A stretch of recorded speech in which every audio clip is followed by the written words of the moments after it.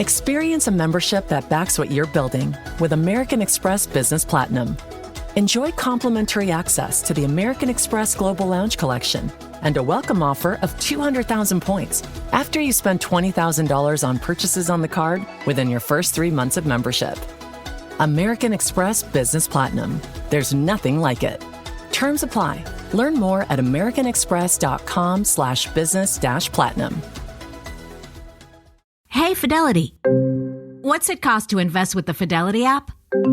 Start with as little as $1 with no account fees or trade commissions on U.S. stocks and ETFs. That's music to my ears. I can only talk. Investing involves risk, including risk of loss. Zero account fees apply to retail brokerage accounts only. Sell order assessment fee not included. A limited number of ETFs are subject to a transaction-based service fee of $100. See full list at fidelity.com/commissions. Fidelity Brokerage Services, LLC, member NYSE SIPC. 1, 2, 3, 4.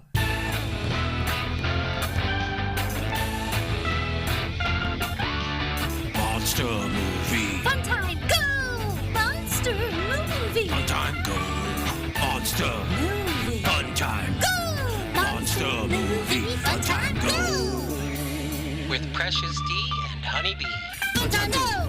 Ladies and gentlemen, boys and girls, friends and neighbors, welcome to Monster Movie Fun Time Go. I am your host, Precious D. Settle down, class. We've got a substitute again today. Honeybee is working hard on her school work, getting prepared for finals. So Pretentious D is here with me today. Hi, everybody. Good to be back. And we are talking about a cartoon series. Yes. On Netflix. Kipo and the Age of Wonderbeasts. I'm sorry, if this is your first time joining us, this is a kaiju podcast. And there are kaiju. The Wonder Beasts, they are kaiju. Well, particularly they refer to some of them as mega. Yeah. Mega jaguar and mega bunnies are the ones bigger than as big as buildings in some cases. It is based on Radford Seacrest? Seacrest? Yeah. Seacrest? I mean, it's spelled Christ, but with an S-E in front of it.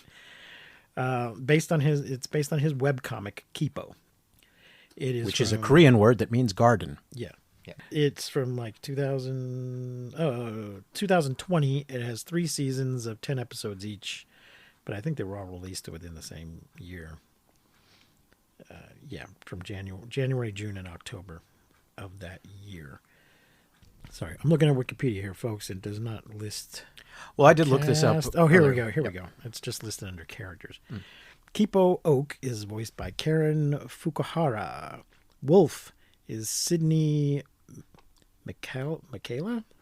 Benson Meckler is Coy Stewart. Dave is voiced by Dion Cole. Mandu is D. Bradley Baker. Leo Oak, Sterling K. Brown. Okay, we know him. Hugo is Dan Stevens. Song Oak is Ji Young Han. Dr. Amelia is Amy Landecker. And then the supporting cast, the Mod Frogs. Jamak is Jake Green. Mrs. Sartori is Gray Griffin. Harris and Quat are voiced by Ian Harding and Gray Griffin. The Timbercats, Yum Yum Hammerpaw is Steve Bloom. Molly Yarn Chopper is Leah Delaria. Ruffles is voiced by Matt Lowe. The Newton Wolves, Good Billions is John Hodgman, and Bad Billions is Jizza. From the Wu-Tang Clan. Yes. So if you ever wanted a rap duet with John Hodgman, who is perhaps one of the whitest men around, and Jizza from Wu-Tang Clan, this is the show for you. The Umlaut Snakes are Cotton, voiced by Greg Griffin, and Camille by Joan Jett. Yay, Joan Jett. Humming Bombers, Easy is Matt Lowe. Boom Boom is Alana Ubach. Scooter Skunks, Loretta is also Greg Griffin, and Wheels is Alana Ubach. Fitness Raccoons, label is Betsy Sodaro, and Tongue Depressor is David Neher. Other mutes, Amy and Brad, voiced by Avril Corty and Ace Gibson. Ida, Florabelle, and Bev, voiced by Kay Bess, Chris Anthony Lansden, and Mindy Sterling. Margot is Faith Graham and Victoria Grace. Puck is John Lavelle.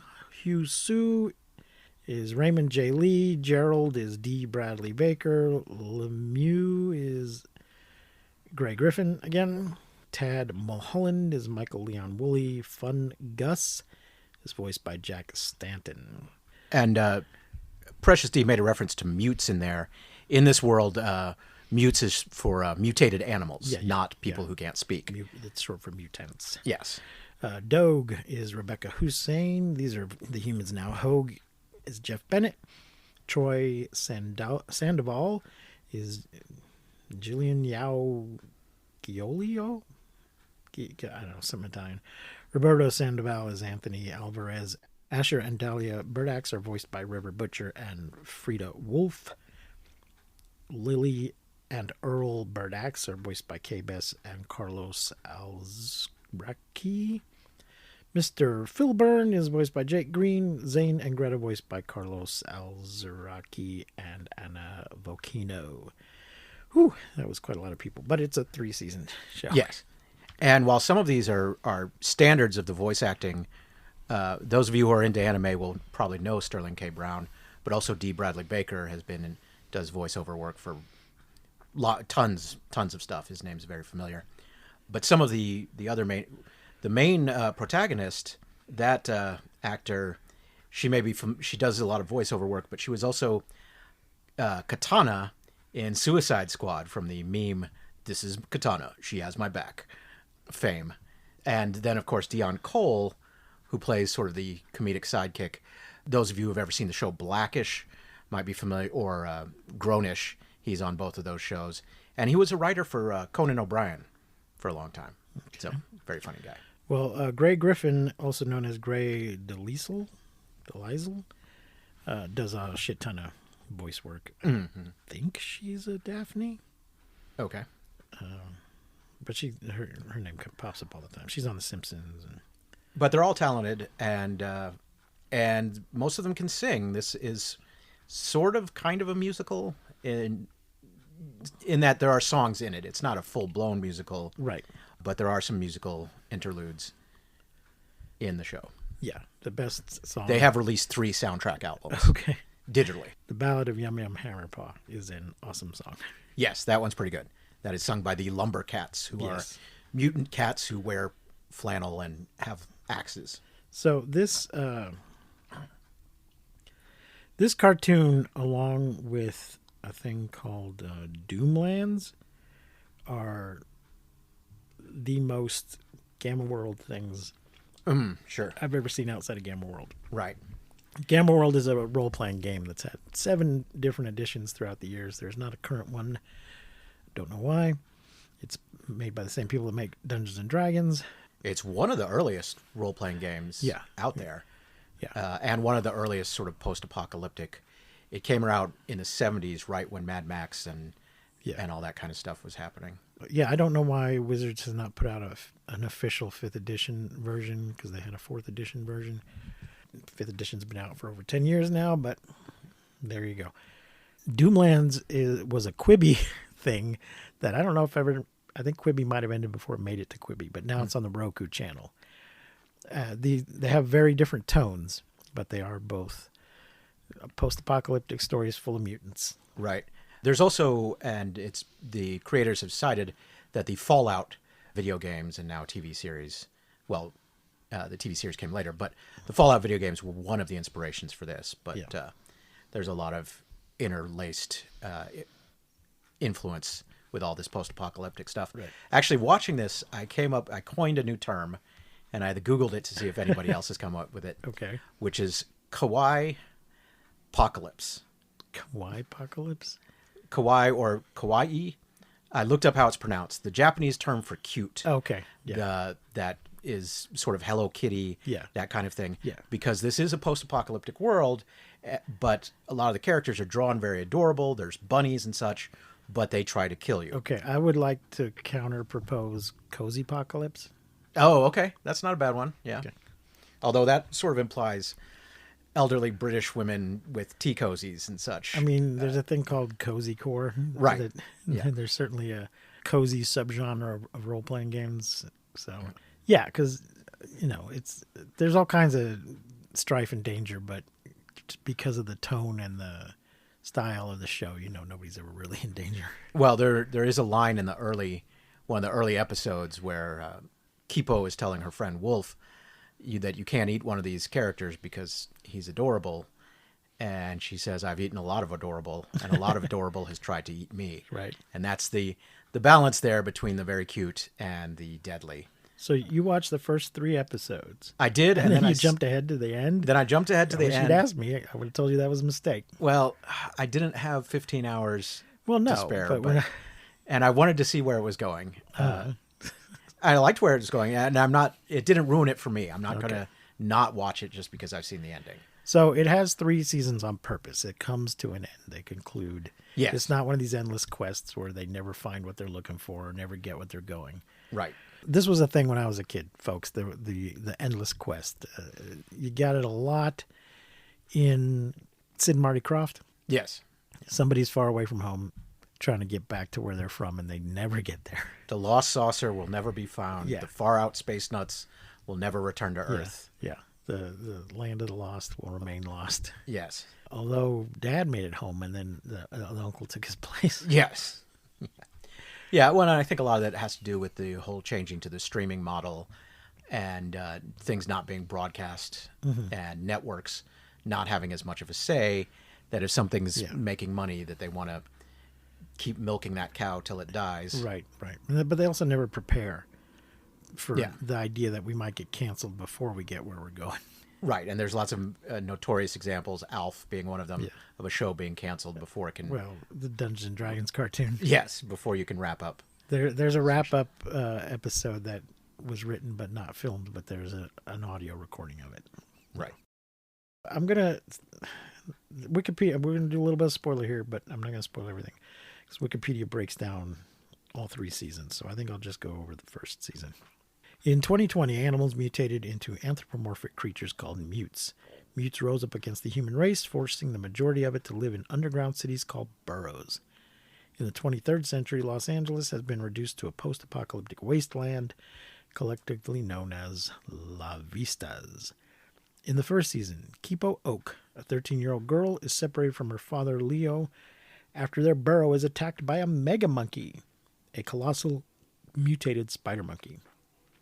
Traversing Las Vistas, she befriends Wolf, a cold and hardened girl who has been surviving on her own after her adoptive wolf family turned on her, the upbeat Benson and his insect companion Dave, and the mute pig Mandu.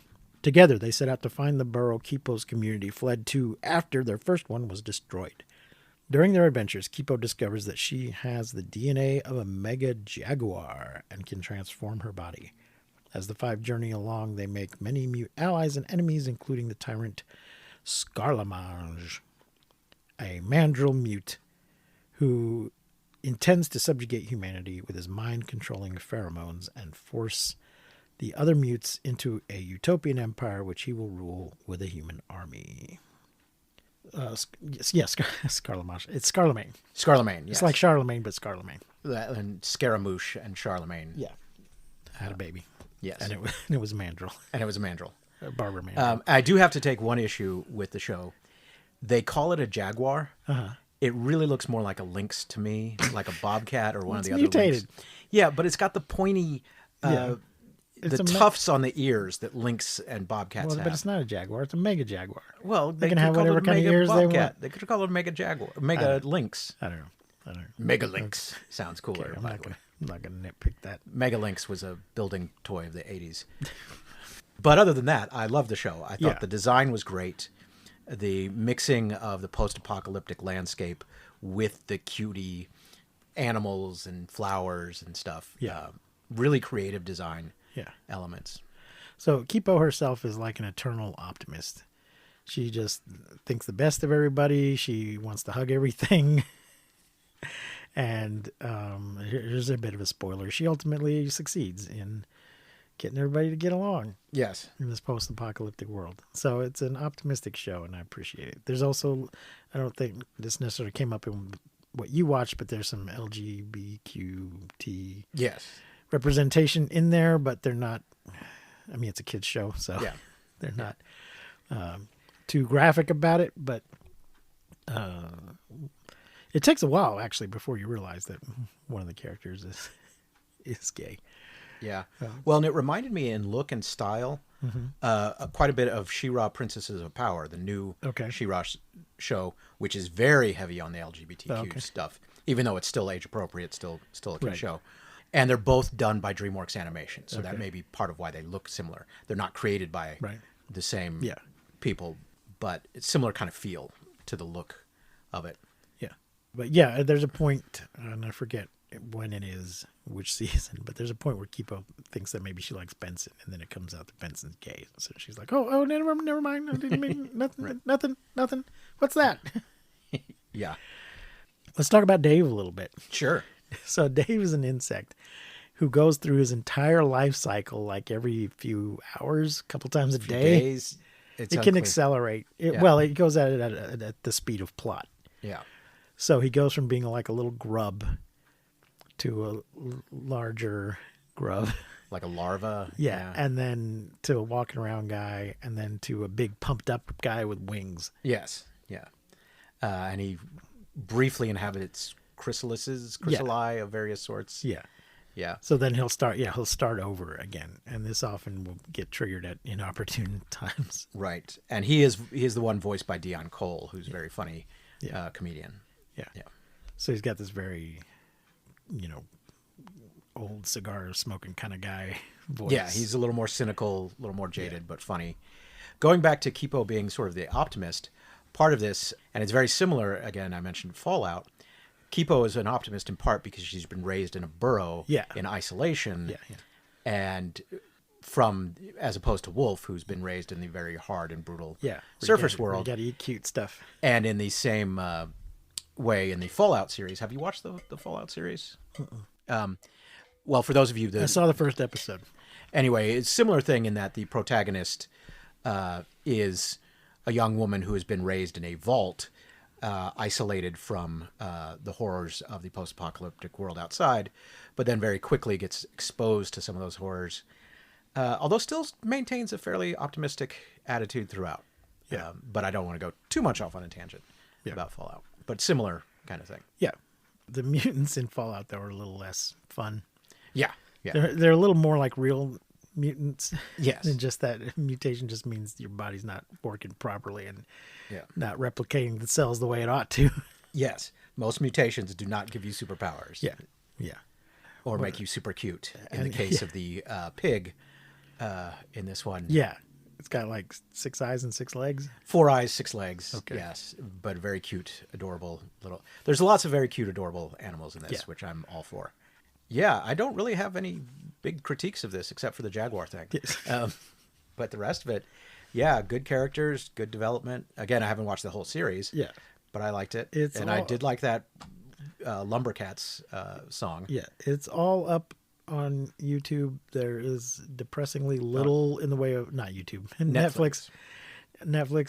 There's depressingly little in the way of merchandise. Oh, really? I've seen a few T-shirts, but I'm not sure they're even official because surprised. they're on places like Redbubble or whatever, or TeePublic. And I'm like, this doesn't seem official to me. I'm surprised about that because It should be a some of this fucking line seems- of toys. Yeah, this seems just made for that. There might have been a few, but they weren't like in Target. So, there you go, folks. Well, I guess we can just go ahead and rate it. Sure. It's going to be kind of a short episode, I guess, because We don't have anything bad to say. No. Yeah. I mean, I highly recommend it. Oh, well, going back to what makes it kaiju. Yeah. Oh, the Wonder Beasts, they're huge. She Well- turns into one. Yes, well, and in the last episode, and again, I haven't watched the whole thing, there is a classic kaiju battle between two giant monsters Yeah. in the ruins of a city, and everybody else is looking on, and it seems to me very much consciously we're doing the big kaiju fight here. Because, again, through most of it, the first few episodes, we don't see any kaiju v kaiju battles. No. It's all from the people running away from the kaiju thing. We get the Mega Bunnies. And I do think it also plays up something, and you would know more about this. In most of kaiju, the kaiju come in and they wreck everything. Yeah. And then they rebuild. Humans rebuild. Yeah. With the mutant apocalypse, Yeah. the rise of the mutants destroys most of Yeah. civilization. If Godzilla was tearing shit up as regularly as he did in the 70s, there wouldn't be any rebuilding. Well, it would take because just as soon as he started rebuilding, he'd come and tear it up again. Right. So have there been any other works that have really dealt Yes. with that sort of kaiju apocalypse kind of concept? Love and Monsters. Okay. Although it's more, it's kind of like this in that there's monsters all over, of various sizes and types. Okay. But there are definitely some kaiju ones. And it resulted in an apocalypse? Yeah. Okay. Yeah. And maybe Monster Hunter, which is based on a video game. Okay. I believe they are in a post-apocalyptic. I can't remember if they're on another world or if they're on Earth. But there's definitely some Mad Max shit going on. Okay. Yeah. That's a Mila joint. Okay. Mila Jovovich. Right. So anyway, I thought that was really a good element of this, that it takes that idea to its logical consequence. If you have all these monsters running around destroying stuff, Yeah. That's an You're eventually not going to be able to catch up. Yeah. It's going to be bad. So there you go. Well, what are you going to rate? How many stars are you going to give Kipo in the Age of Wonderbeasts? I'd give it 4.5. I mean, I don't. Okay. Well, there's something. Mr. Grumpy. Well, no, it's just the teacher in me is like, I very rarely give 100 or an A+. Something's really got to blow me away to get an A+. I'm giving it 5, man. 5 stars. I'll give it 4.5. 4.75. 4.75. 5 stars. Highly. It gets my highest recommendation. Okay. Fire up your Netflix right now. Okay. Go watch all 3 seasons. And then go head over to Roku and watch Doomlands while you're at it. Okay. So maybe we'll do a Patreon episode on Doomlands. Does it also have kaiju? No, that's why it's a Patreon episode. I see. Gotcha. Because we branch out on the see. Patreon. Yeah. So yeah, you can go check that out later. And their episodes are really short too. Yeah, they're like 23 minutes. Because they were Doomlands. Doomlands. Okay. Because it was developed for Quibi. Maybe Right. the second season longer, but the first season they're short. Quibi, folks, was one of the many things that died due to the pandemic. Quibi stood for Quick Bites. It was an app on your phone. They were little short shows. Some of them were, well, there was a season of Reno 911. Right, which would seem perfect for that because the Reno episodes were rarely one plot through the whole episode. They were little self-contained scenes. Some of them, though, were just a movie that had been chopped into bits. And they would release an episode each day. And then once it was out, you could watch the whole thing. But there was like Chrissy Teigen had a judge show. Okay. That's her name, right? She's married to John Legend. I think so. Yeah. There was some game shows. There was a little news show. But this was meant to be watched while you're waiting in line at the bank or the grocery store or whatever. And then suddenly everybody was isolating because of COVID and had plenty of time for long form TV, and Quibi just died. Yeah. Rolled up the tent, went home. But most, if not all of their content ended up on Roku. So it's still available. Some of the movies have been stitched back together and are maybe on some other platforms. Like there was a version of The Most Dangerous Game. Gold Bond knows that every glow up starts with radiant skin. So choose Gold Bond Cocoa Butter Glow for a body lotion that's clinically shown to give you smooth, glowing skin. But don't just take our word for it. 88% of people who tried Gold Bond Cocoa Butter Glow saw glowing skin in just 1 day. Gold Bond Cocoa Butter Glow. Nourish your skin. Reveal your glow. Buy now on Amazon. New Icy Hot. Nighttime recovery. Relieves pain at nighttime while your body recovers. Icy Hot. You're so back. Oh, okay. All right. And that's been stitched back together into a movie because that's all it ever was in the first place. So there you go. There's your recent history lesson on Quibi. I actually subscribed to it. Oh, wow. Well, I had a trial from my phone company or Yeah. something. And, it was engaging enough that I was like, yeah, okay. And then, a month or two later, it was like, never mind. Here's a partial refund and thanks for watching. Vaya con Dios. So, poor Quibi, we hardly knew ye. Yep. All right, that's going to wrap it up for today. We managed to pad it out a little bit longer. What the hell's our movie for next week? I don't know. I'm just the substitute. You're going to have to ask the regular teacher when she comes back. Hopefully Honeybee will be She only back. left me these lesson plans. God, I used to substitute teach, folks, and I don't miss it. I also used to substitute teach, and I do miss teaching, but not the subbing so much. Man, I had this one class where I was like having a little bit of a hard time in this class there, and the teacher was like, "Oh yeah, I had that class." The teacher won the other classes. It's like, "I had them last year and I almost quit." I was like, "Oh, okay, so it's not me." Right. Oh, okay. Next week is Conga TNT. We might have a guest for that. I got to reach out. Okay. Okay. That's all right. All Well, right. I'll stay tuned to find out what Conga TNT Yeah. is. It sounds intriguing. All right, there you go, folks. Thanks for joining us. If you like what we're doing, please like and subscribe, rate and review. Check out our Patreon. The links to all our things are at mmftg.com. Until next time, I have been Precious D. And I've been Pretentious D. Thanks for joining. Remember to keep calm and take shelter in basements. Please don't misuse science. We won't see you, but you will hear us next time on Monster Movie Fun Time Go. You've been listening to Monster Movie Fun Time Go. If you enjoyed the show, please consider rating and reviewing us on your podcasting platform of choice. You can leave us a message and find links to all our things at mmftg.com.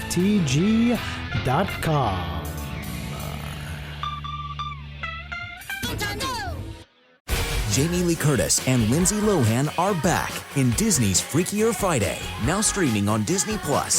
We switched bodies. I'm freaking out right now. I think I just peed a little. It's an absolute riot. And the only movie that can be described as So much weirder than the last time. What last time? it's the frequel You ready? we've been waiting for. That absolutely slays. Disney's Freakier Friday, now streaming on Disney+, rated PG. Hey, Ryan Reynolds here, wishing you a very happy half-off holiday because right now Mint Mobile is offering you the gift of 50% off unlimited. To be clear, that's half price, not half the service. And Mint is still premium unlimited wireless for a great price. So that means a half day, yeah? Give it a try at mintmobile.com/switch. Upfront payment of $45 for 3-month plan, equivalent to $15 per month required. New customer offer for first 3 months only. Speed slow after 35 gigabytes if network's busy. Taxes and fees extra. See mintmobile.com.